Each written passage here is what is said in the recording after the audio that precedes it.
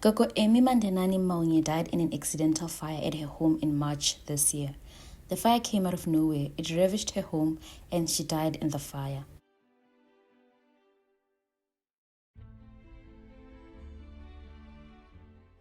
Her daughter Portia Moeng and granddaughter Lebo Mogopane were heartbroken.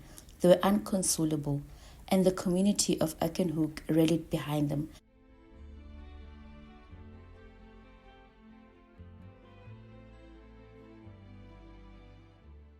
They supported them and shared in their pain for the love of Gogo Emmie. In a separate incident in December, about 4 months before Gogo Emmie's death, a man by the name of Thapelo Khoza allegedly broke into a house in Mbombela.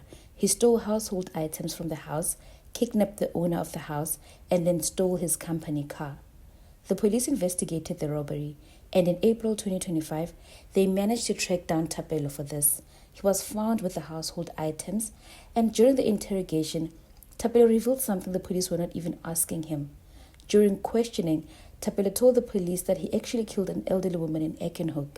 He strangled her and burnt her house. He says he was hired for this. Thapelo confessed that he murdered Gogo Emmie. So the police were puzzled by this, and they started to put the puzzles together. But Thapelo confessed that Gogo Emmie, who died in March, did not burn inside her house from an accidental fire. He confessed that Gogo Emmie was strangled by himself and her daughter Portia with the help of her granddaughter Lebo. He said when they were done, they set the house on fire to hide the crime. All of this for a 600,000 insurance payout. This is the tragic story of Gogo Emmie Mandenane Maunye.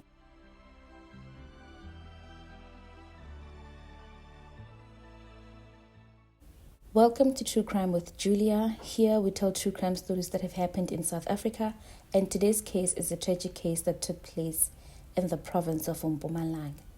It is very new. The case is still in court, so the report is based on allegations and news reports. So please, likewise, do your own research.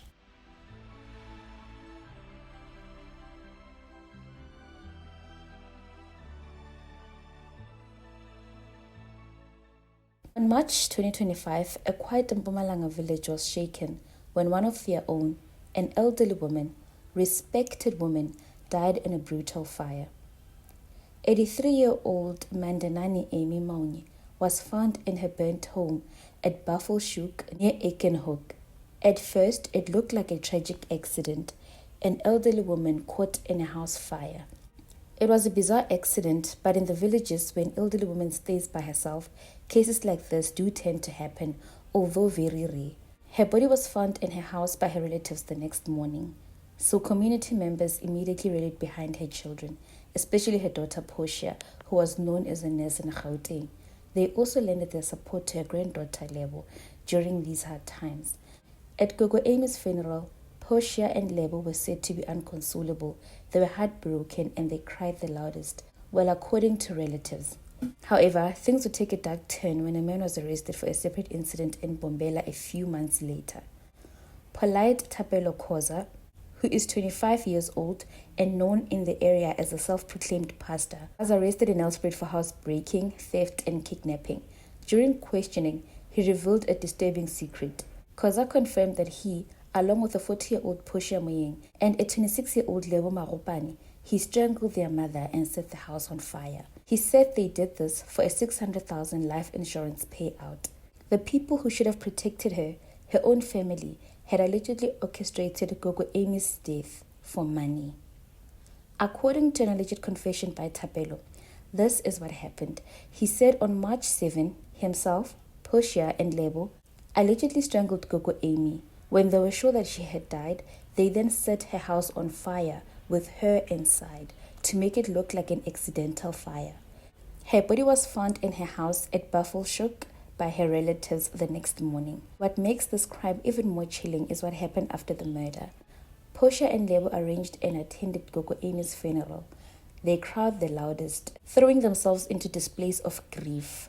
One of Maunye's nephews later said that he was extremely shocked to hear that they were accused of killing his aunt because the two were crying the loudest at the funeral. The arrests unfolded quickly. Thapelo was already in custody for housebreaking. He confessed and linked himself to the murder. Lebo, the granddaughter, was arrested shortly after. The two appeared at the Acornhoek Magistrate Court first. Portia, who was a nurse working at a hospital in Gauteng, was tracked down by investigators at Rob Ferreira Hospital in Mpumalanga, where she had been admitted for an undisclosed illness.